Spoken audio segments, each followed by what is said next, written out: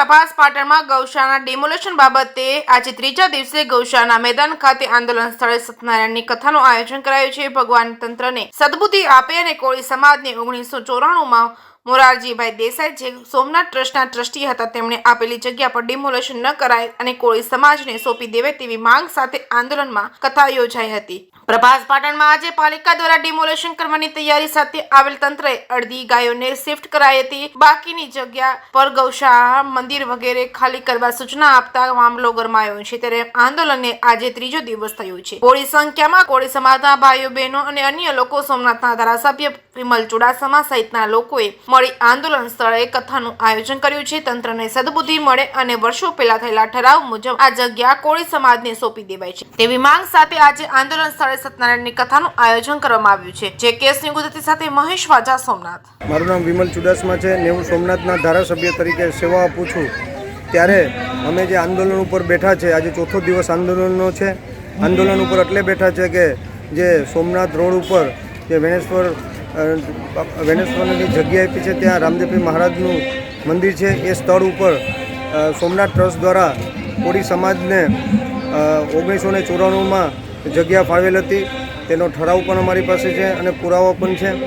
એ જગ્યા ઉપર અમે આજે ચોથા દિવસથી ઉપવાસ ઉપર બેઠા છે, કારણ કે તંત્ર દ્વારા કોઈ જાણ કર્યા વગર અહીંયા ગૌશાળા પણ આવેલી છે, તેનું ગૌશાળાનું ડેમોલેશન કરવા માટે આવેલા હતા, મંદિરનું ડેમોલેશન કરવા માટે આવેલા હતા અને કોળી સમાજની જગ્યા છે એનું પણ ડેમોલેશન કરવા માટે આવેલા હતા કોઈ જાણ કર્યા વગર। એના લીધે અમે અહીંયા આજે ચોથો દિવસ આંદોલનનો છે। આજે ચોથા દિવસે અમે કાલે અમે રામધૂનનું આયોજન રાખેલું હતું અને પૂરા દિવસ રામધૂનનું આયોજન કરેલું હતું કે રામધૂન બોલી અને સોમનાથ દાદાના આશીર્વાદ મળે અને આ તંત્રને સદબુદ્ધિ આપે કે તાત્કાલિક ધોરણે જે અમારો હક છે અમને મળી જાય। આજે અમે કથાનું આયોજન રાખેલું છે।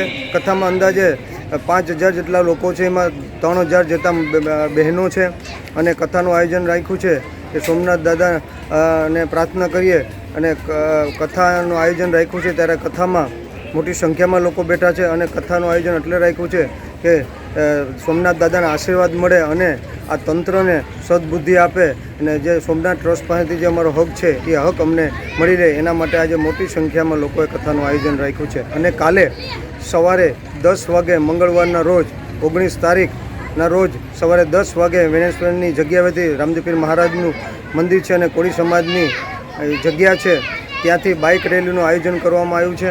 તો તમામ લોકોને મારા કોળી સમાજને અને તમામ લોકોને મારી વિનંતી છે કે આપ સવારે મોટી સંખ્યામાં બાઇક લઈ અને આ રેલીમાં જોડાઓ અને આપણે સવારે 10 વાગ્યાથી લઈને આ બાઇક રેલી સીધું અહીંયા વેણેશ્વરથી થઈ અને સીધું પ્રાંતની કચેરી વેરાવળ મુકામે ત્યાં આવેદન દેવા જવાનું છે। તો આવેદનનું આયોજન રાખેલું છે, તો આપ સૌને પધારવા માટે હું એક આપનો ધારાસભ્ય તરીકે ભાવભર્યું નિમંત્રણ આપું છું।